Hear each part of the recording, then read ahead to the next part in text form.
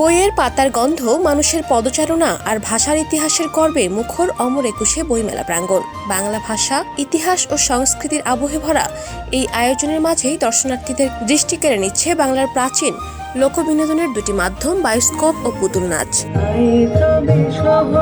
মেলার ভিড়ের মধ্যেই দেখা মেলে রঙিন বায়োস্কোপের বাক্স।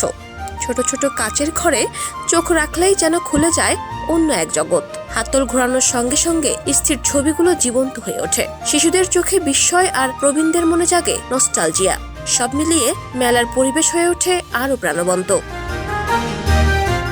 বায়োস্কোপের ছবিতে ভেসে ওঠে বীরত্ব গাথা, রূপকথার গল্প কিংবা গ্রামের সহজ সরল জীবন। কেউ কানে গুঁজে শুনছে গল্পের বর্ণনা, আবার কেউ মুগ্ধ হয়ে দেখছে একের পর এক দৃশ্য।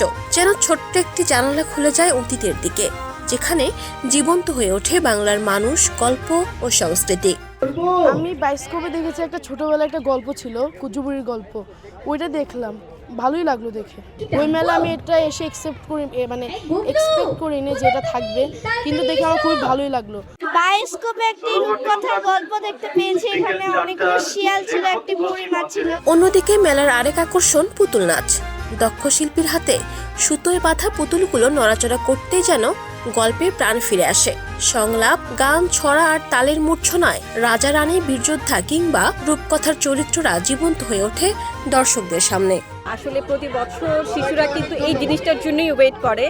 আগে তো যেমন সিসিমপুর ছিল, এবার তো সিসিমপুর নেই, কাকতাড়ুয়া পাপের থিয়েটার, এবং এটা একদমই নতুন।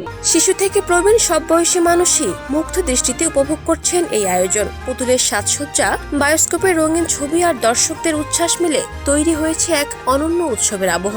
দর্শনার্থীরা বলছেন, বইমেলায় এই ধরনের লোক ঐতিহ্য ভিত্তিক আয়োজন নতুন প্রজন্মকে নিজেদের শিকড়ের সঙ্গে পরিচয় করিয়ে দেয়। কারণ বাংলার ইতিহাস ও সংস্কৃতি শুধু বইয়ের পাতায় নয়, মানুষের কণ্ঠে, সুরে, ছবিতে ও অভিনয়ের মধ্য দিয়েও প্রজন্ম থেকে প্রজন্মে প্রবাহিত হয়।